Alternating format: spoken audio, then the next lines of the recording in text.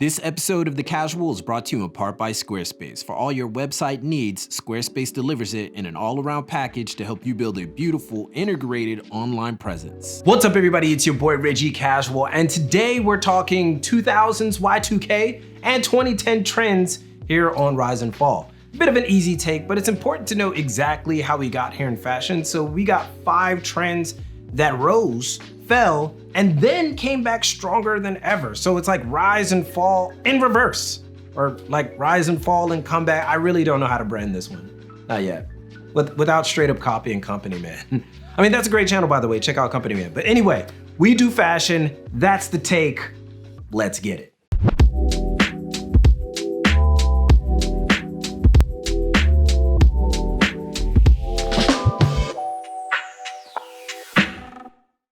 We start in the 2000s where blazers with tees and hoodies were a big thing. Everybody wanted to Ryan Seacrest their wardrobe and make it more casual by combining menswear with street. Now, this was definitely an early take on the metamorphosis that would follow later, but the blazer casual combo was actually not a bad way to go considering casual menswear was on the rise at the time. But that was also precisely the issue. Fashion was inching closer and closer to even more casual, and streetwear, along with athleisure, were on the climb. Eventually, the blazer hoodie combo would become a slight staple, but not without being a bit more refined and adding an additional element, but more on that later. The early 2000s and early 2010s also gave rise to throwback jerseys, not just basketball, but football, hockey, pretty much anything oversized that was sports related besides Euro football. It was a time that was actually quite fun for fashion and pretty much signaled the peak of hip hop style. Throwback jerseys were great, but a double-edged sword because at one point, so many people were wearing them that it became just passe to wear one. And by the end of the life cycle of the trend, the only thing that mattered was if you had like a $300 to $500 authentic jersey that you would almost never wear, Mitchell and Ness be damned, or one that you guarded with your life. You just could not eat wings in that jersey. No way. Next one is anime button-ups, anime button-ups. For those of you who remember this, it's probably like the most underground trend in the 2000s. Imagine it's right around the time that weebs are getting increasingly broly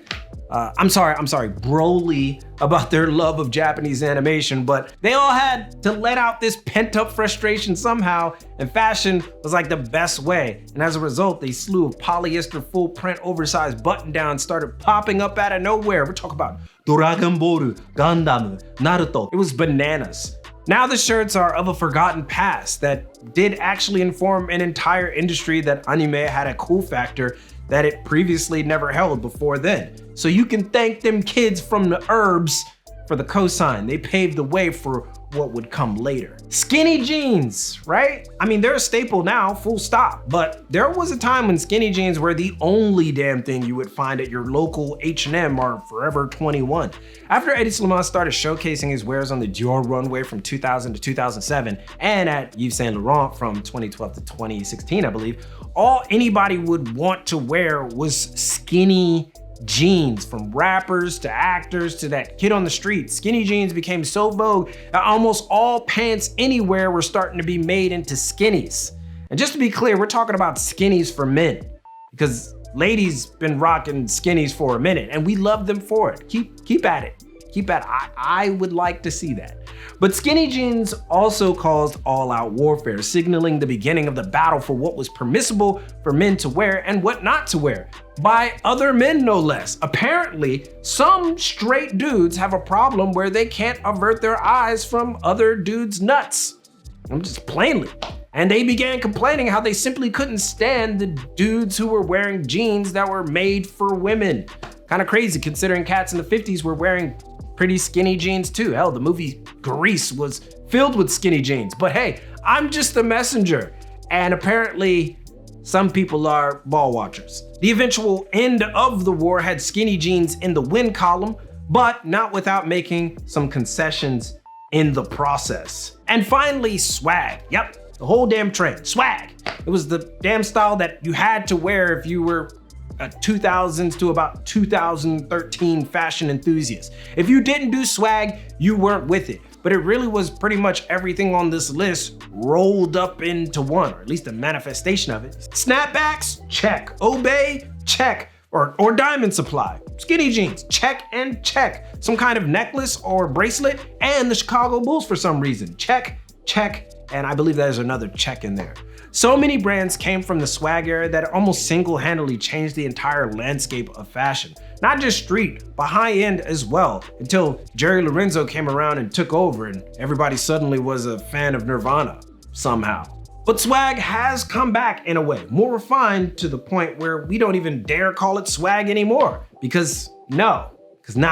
But how did it change, as well as the others on this list? Well, before we get into that, let's get into a word from our sponsor, Squarespace. A big part of this fashion industry is presentation. That's why Squarespace offers up professional, clean, and easily customized website themes that will have you presentation ready from jump. So no matter if you're running an up-and-coming label or just want to sell some novelty merchandise, Squarespace's e-commerce options, social media integrations, and robust analytics and data-driven backend make selling, promoting, and managing your website incredibly easy.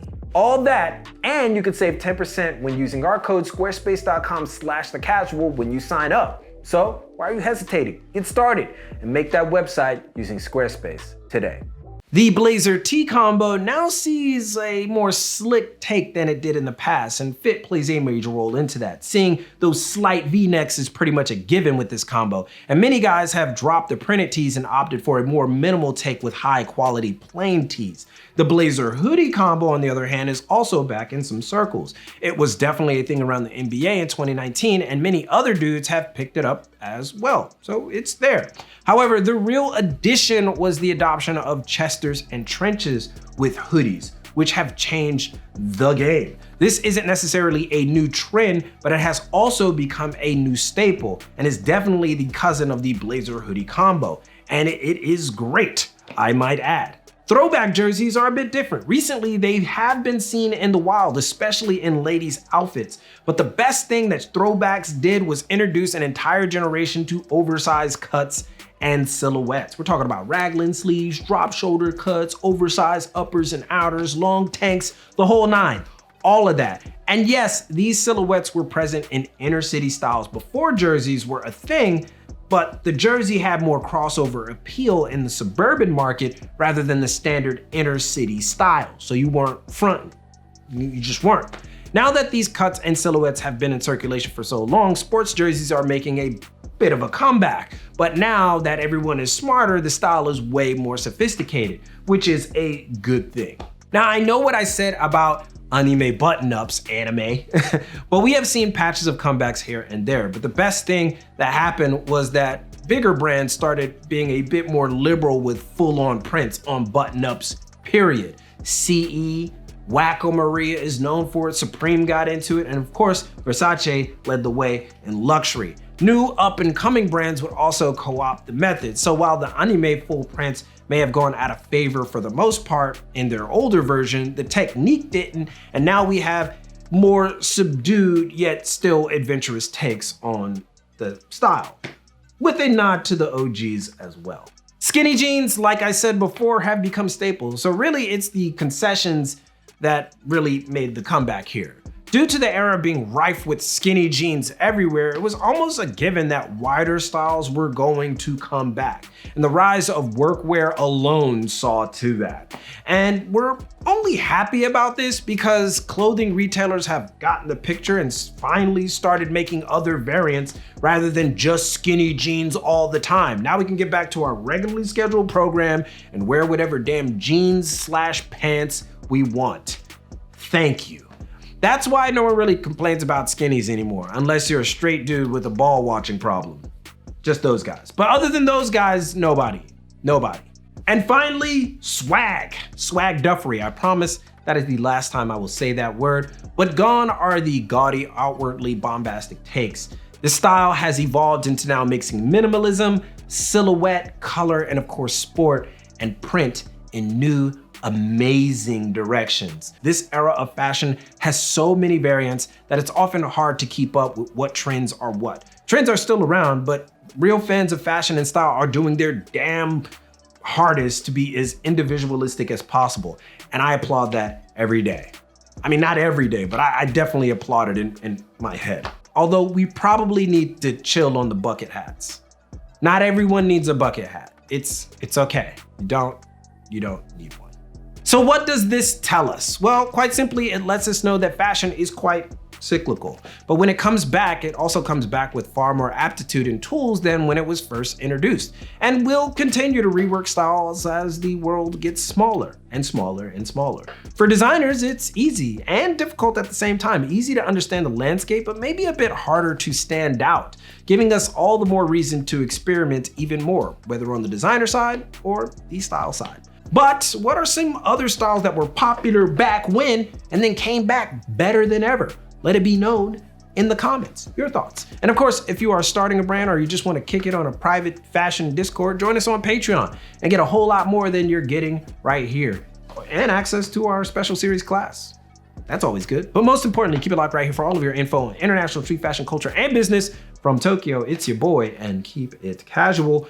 Yoroshiku onegaishimasu. And I will see you guys in a minute. Yeah. In a minute.